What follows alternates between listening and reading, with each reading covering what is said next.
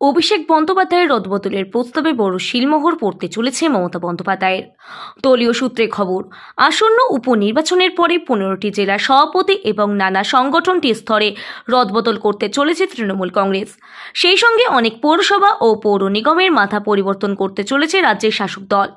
বেশ কয়েকজন দলীয় নেতৃত্ব জানাচ্ছেন, বেশ কয়েকটি জায়গায় লোকসভা ভোটে চূড়ান্ত ব্যর্থ তৃণমূল। সেই সমস্ত জায়গাতে পরিবর্তন তৃণমূল, এমনটাই দলীয় সূত্রে খবর। তবে 15টি জেলার মধ্যে সবচেয়ে বড় পরিবর্তন আসতে চলেছে পূর্ব মেদিনীপুর জেলাতে।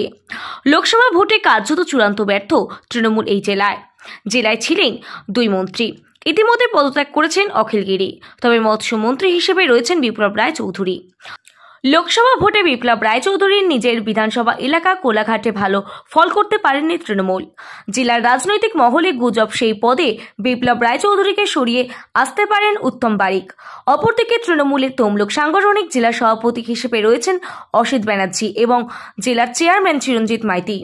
তমলুক লোকসভা ভোটে দেবাংশুর বিপুল হারে পথে রদবদলের কোপে পড়তে পারেন এই 2 বর্ষীয়ান নেতা, এমনটাই গুজব রাজনৈতিক মলে। তবে 2 বর্ষীয়ান নেতৃত্ব জানিয়েছেন, পথ চলে গেলেও তারা আগের মতোই দলের সাথেই ছিলেন, থাকবেন। তৃণমূলের এই রদবদলকে কটাক্ষ করতে ছাড়েননি বিজেপির দাবি, যে সমস্ত নেতৃত্ব পদে থেকে কালীঘাটে টাকা পৌঁছতে পারেনি তাদেরকে সরিয়ে দেওয়া হচ্ছে।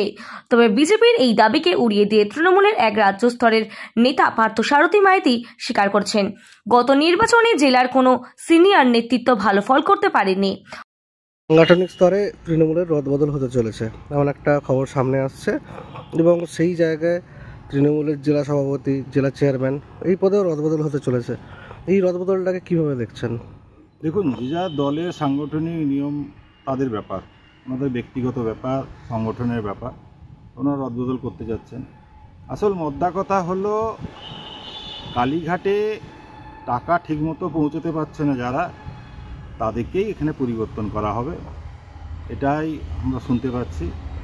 ঠিকমতো টাকা পাঠাতে পারছে না, সেই কারণে তৃণমূলের পক্ষ থেকে যেটা বলা হচ্ছে যে সমস্ত এলাকায় ভোটে ভালো ফল করতে পারেনি সেই জায়গায় নতুন মুখ আনা হচ্ছে। ওটা কোনো কথাই নয়, ওই একটাই হচ্ছে ওনাদের অর্থ। সব ব্যাপারে টাকা ছাড়া ওনারা কিছু বোঝেন না, ডেভেলপমেন্টের ব্যাপারে পশ্চিমবঙ্গে কিছু নেই। তো সেই জন্য যেসব তৃণমূলের নেতারা কালেকশন করে টাকা পাঠাতে পারছে না, তাদেরকেই পরিবর্তন করা হবে। আমাদের জেলায় একজন মন্ত্রী রয়েছেন, আগে একজন ছিলেন, তিনি ইতিমধ্যে পদত্যাগ করেছেন, আরেকজন রয়েছেন, সেই জায়গায় নতুন কে আসতে চলেছেন বলে মনে করেছেন? এখন ওনারা কাকে বসাবেন, কি করবেন তিনিই জানেন, যারা চেঞ্জ করবেন তারাই জানেন, আর এই ব্যাপারে আমাদের কিছু বলার নেই। মন্ত্রিত্ব কি যাবে বলে মনে হচ্ছে?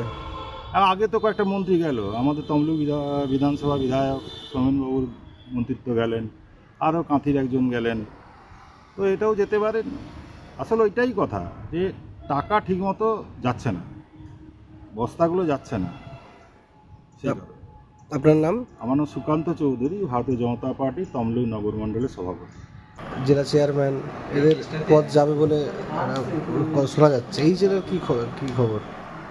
শুনুন, অভিষেক বন্দ্যোপাধ্যায় ভোটের আগেই বলেছিল যে যেখানে হারবে, বুথে হারবে, তার প্রত্যেকের বিবেচনা করা হবে ভোট পরবর্তী সময় কিভাবে তাকে সেই জায়গাটাকে পুনরুদ্ধার করার জন্য কি ব্যবস্থা করা যায়। সেই মতোই দল তার ব্যবস্থা নিচ্ছে এবং বিবেচনা করেছে, এবং যতটা আমরা পেপার, টেলিভিশন সব জায়গায় দেখতে পাচ্ছি যে বিবেচনার কাজ কমপ্লিট হয়ে গেছে বা তার রায়ের অপেক্ষায় আমরা আছি। পূর্ব মেদিনীপুর রেজাল্ট খারাপ হয়েছে এবং পূর্ব মেদিনীপুরের বহু নেতার এরিয়ায় রেজাল্ট খারাপ হয়েছে, সেখানে দল তার নিশ্চয়ই সিদ্ধান্ত নেবে কোথায় কিভাবে কাকে ওর পরিবর্তে কিভাবে সেটাকে শুদ্ধিকরণ করে রেজাল্ট আরও 2026-এ ভালো ফল করা যায় তার বিবেচনা। জেলার চেয়ারম্যানের উপর কোপ নেমে আসতে পারে, চেয়ারম্যান, সভাপতি, পুরো রেজাল্ট আমাদের বাস্তব কথা বলতে গেলে চেয়ারম্যান বা সভাপতি এরকম কোনো ব্যাপার না। মোটামুটি যদি নেতাদের ধরা হয়, কোনো নেতারই এমন অবস্থা নেই যে রেজাল্ট খুব ভালো তার বুথে।